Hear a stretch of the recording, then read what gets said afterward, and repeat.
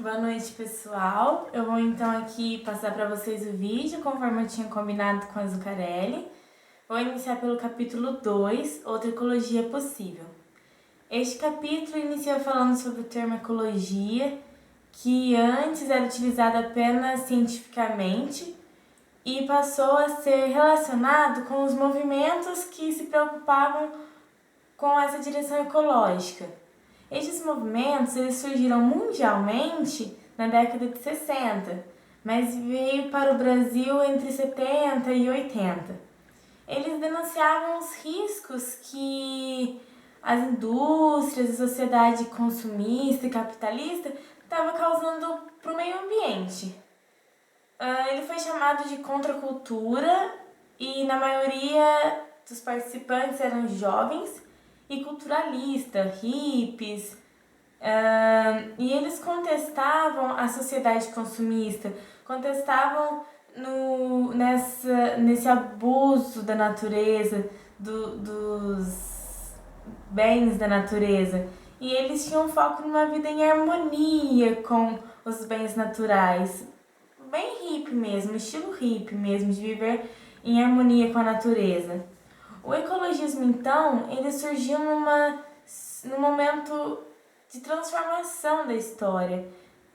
A sociedade ela vivia em um sistema, o sistema capitalista da Revolução Industrial, que tinha então aquele sistema de trabalhadores, trabalhavam para consumir e enriquecer aqueles que já eram ricos.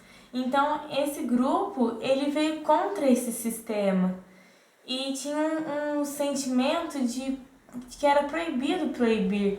Por causa deles viverem nesse sistema, eles queriam sair disso, dessa rotina, dessa estrutura. Então, eles tinham essa utopia de proibido proibir. Eles queriam tanto sair que exageraram um pouco, bastante. Ele também tornou-se um macromovimento, porque antes era um movimento pequeno, tornou-se um macromovimento, que influenciou tanto no contexto nacional quanto internacional. E veio junto a ideia de agir local e pensar global, ou seja, que o que eu faço hoje aqui na minha casa pode influenciar no mundo todo, tanto as coisas boas quanto as coisas ruins. E então a sociedade ela passou a se preocupar com essa relação do homem com a natureza, com que o homem contribui e deixa de contribuir para a natureza. E na década de 70, a educação ambiental ela já passou a ser objeto de estudo, porque a preocupação era tanta que viu a necessidade de se educar para uma boa relação com o meio ambiente. Então, em 80 e 90 já passou a ser inserida a educação ambiental nas escolas. E como a preocupação da sociedade era grande com o que estava acontecendo com o meio ambiente, começaram a ter conferências. Teve a Rio 92, que veio propor projetos, metas para serem colocados em ação para tentar, pelo menos, parar com o que estava crescendo, com essa deterioração do ambiente que estava crescendo. Então, pelo menos parar isso e amenizar um pouco a crise ambiental, esses problemas. E depois veio ter a Rio Mais 20. A Rio Mais 20 foi conferir se aquelas metas, metas que foram propostas na Rio 92 realmente fizeram efeito, se elas funcionaram, se foram utilizadas. No capítulo 3, Um Sujeito Ecológico, vem trazer pra gente quem é este sujeito ecológico. Bom, o sujeito ecológico, ele é aquele que deixa os princípios ecológicos moverem a sua vida, suas atitudes, seus comportamentos. Existem dois tipos de sujeitos ecológicos. Tem o de carteirinha, que é aquele radicalista que toma banho gelado, só anda a pé, de bicicleta, que ele é bem radical mesmo, que eu acredito que sejam poucos. E tem os simpatizantes, que eu acredito que a maioria de nós se encaixa neste grupo de ecologistas simpatizantes. Ou seja, nós temos a ideia de que é necessário proteger o ambiente, que é necessário criar novas metas, novas formas de agir, para não prejudicar tanto o meio ambiente, mas nós também não abrimos mão do que nos é necessário para a nossa vida, como ir de carro trabalhar, para aqueles que trabalham longe e o circular é mais demorado, tem problema de horário. Então, somos os simpatizantes. O sujeito ecológico como eu disse, que eu acredito que a maioria se encaixa no simpatizante, ou seja, não é porque ele é simpatizante que ele deixa de ser um sujeito ecológico. O sujeito ecológico é quase impossível a gente seguir as regras certinho conforme demanda para sempre agir em favor da natureza. Isso é muito difícil. Mas o papel do sujeito ecológico são as ideias que ele carrega.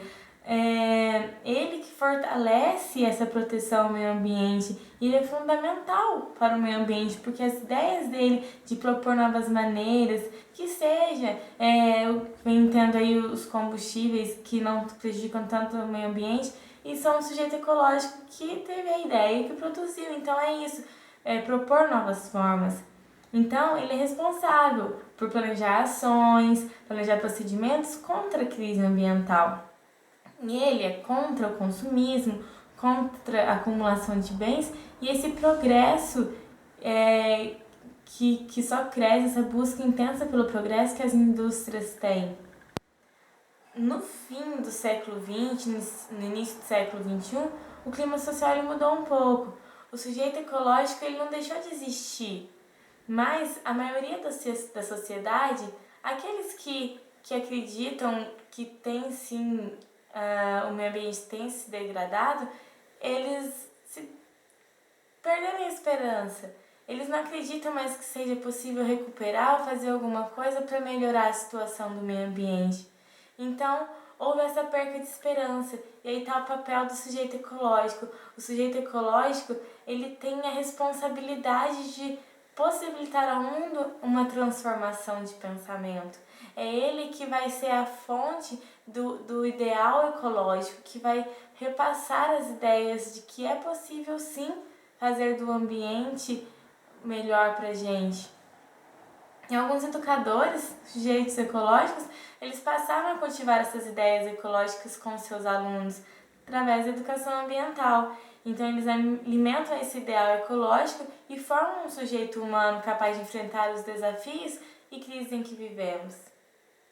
O capítulo 4 é o educador ambiental e as leituras na natureza. Nele, diz que nós lemos e interpretamos o mundo o tempo todo. Dessa forma, nós estamos em relação com a natureza. O ambiente ele é um contexto do qual nós fazemos parte. E dessa forma é a nossa cultura. Toda a relação que o homem manteve com a natureza desde o primórdio dos tempos trouxe a nossa cultura, o que sabemos hoje. E nós, então, temos influência, fazemos transformações na natureza e a natureza nos transforma também. E esse ciclo de transformações é um ciclo virtuoso, um ciclo que sempre há desenvolvimento, crescimento, ideias novas, amadurecimento, diferente do círculo vicioso que só se repete, que não cresce. Pela educação ambiental, então, o educador faz com que o aluno enxergue o mundo, que o mundo é um só e que ele faz parte desse mundo. E pela educação ambiental permite que o aluno leia esse mundo.